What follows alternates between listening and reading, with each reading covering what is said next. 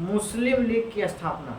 तो मुस्लिम लीग की स्थापना 1906 ईस्वी ढाका में हुआ। बंगाल का विभाजन 1905 में और मुस्लिम लीग की स्थापना 1906 में हुआ।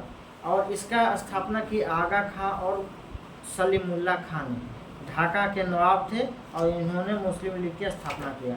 इसके अध्यक्ष थे बरकत उल मुल्ला, पहला अध्यक्ष। उस समय वायसराय लॉर्ड मिंटो द्वितीय था। मुस्लिम लीग की स्थापना जब हुआ तो वायसराय था लॉर्ड मिंटो द्वितीय।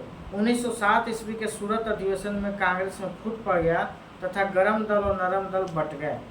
मुस्लिम लीग के बाद 1907 में जो अध्यक्ष थे रास बिहारी बोस। और नासिक षड्यंत्र जो हुआ 1909 में, नासिक का षड्यंत्र हुआ।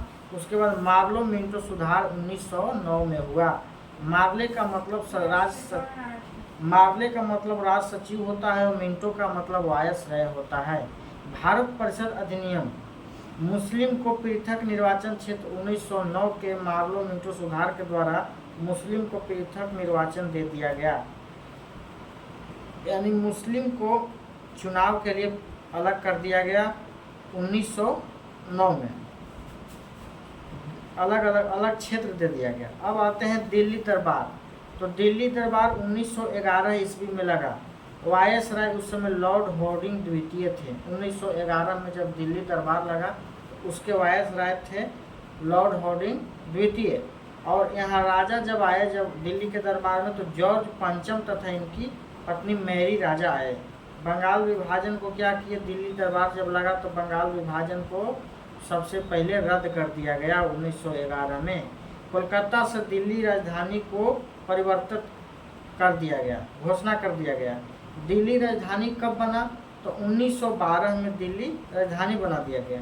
बंगाल से बिहार अलग करने की घोषणा दिल्ली दरबार में ही हुआ। बिहार अलग हो गया 1 अप्रैल 1912 को, बंगाल से बिहार अलग हो गया।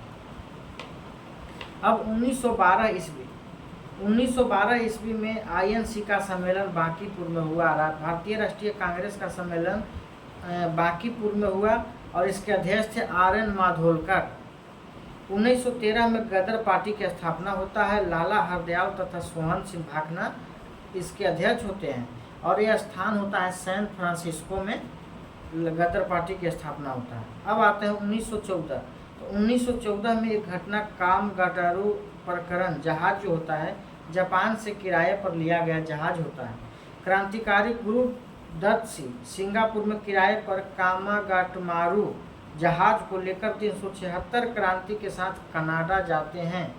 क्रांतिकारी गुरुदत्त सिंह, जहां उसे जहाज के साथ गिरफ्तार कर लिया जाता है और ब्रिटेन के सहयोग से उन लोगों को छुड़ाकर भारत लाया जाता है। तो ब्रिटेन ने वहां सहयोग किया और उन लोगों को छुड़ाकर भारत लाया गया। कोलकाता के बजबज बंदरगाह, कोलकाता के जो बजबज बंदरगाह है उस पर अंग्रेज से झड़प हुआ जिसमें बहुत सारे लोग मारे जाते हैं। यही कामागाटू प्रकरण कहलाता है। ये 1914 की घटना है। अब आते हैं 1915। 9 जनवरी 1915 ईस्वी को महात्मा गांधी सदा के लिए भारत लौट आए। इसी दिन प्रवासी दिवस 9 जनवरी को मनाया जाता है, महात्मा गांधी के लौटने के शुभ अवसर पे। अब आते हैं महात्मा गांधी के जीवनी के बारे में हम लोग पढ़ेंगे।